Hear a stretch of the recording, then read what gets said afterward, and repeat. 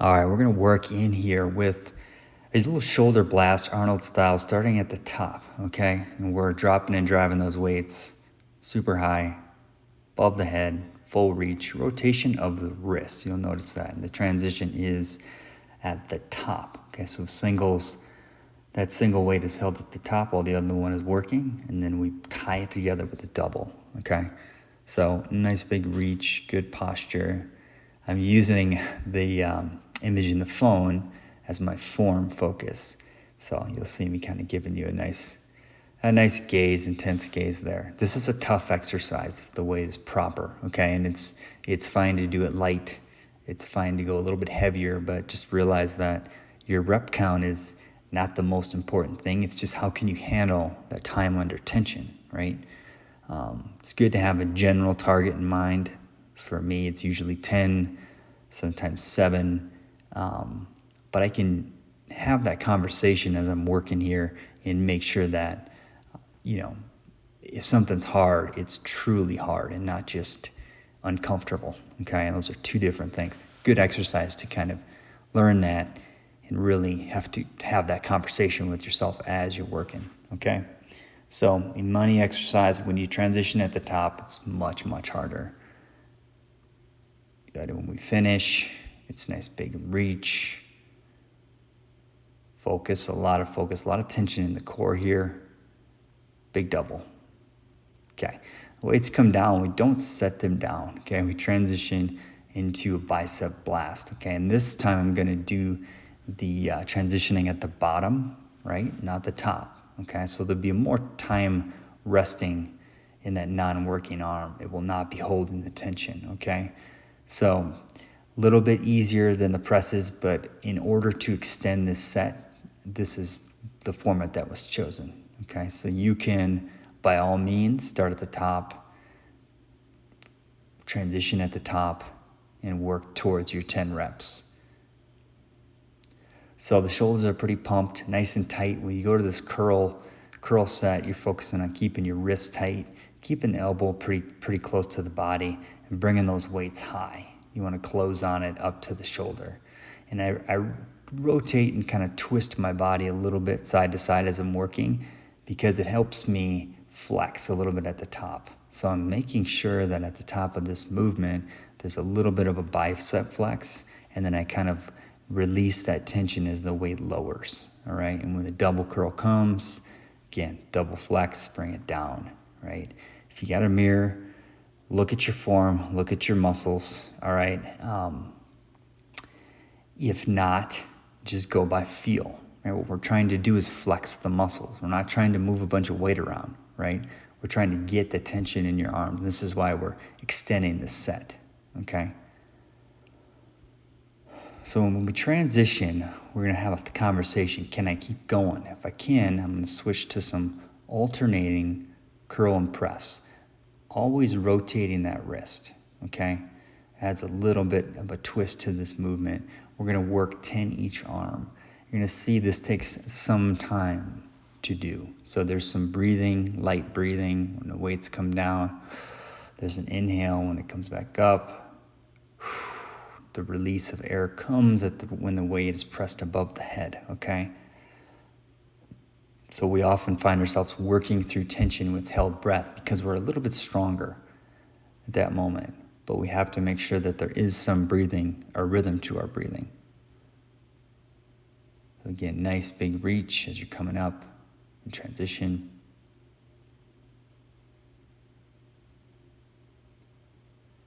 Flexing. Good. You might even find yourself recovering as you do this. First few times, there'll be a mental challenge because you haven't done it before, and there's a lot of reps coming here, a lot of movements. But as you build some skill in this set, you're going to find yourself recovering as you go, okay?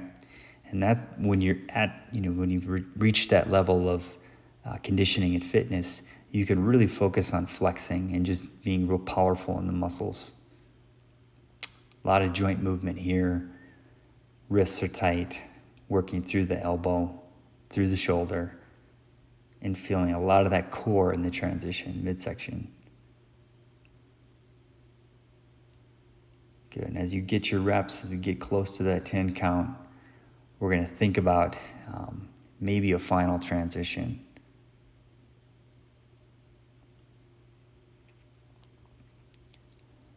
A lot of patience here. I don't want to be thinking about finishing. I want to be thinking about getting the most out of this as I can, because as soon as I set them down, that tension is gone. So here, I'm gonna do a few hammer curls starting at the top. See what I got left. Looks tough.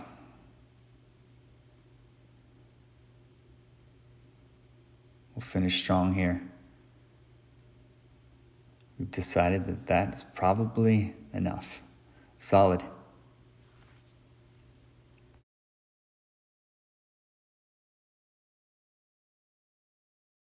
So this circuit, the shoulder press, I call it kind of an Arnold press. There's a rotation of the hands at the bottom, top, and the Bicep Blast.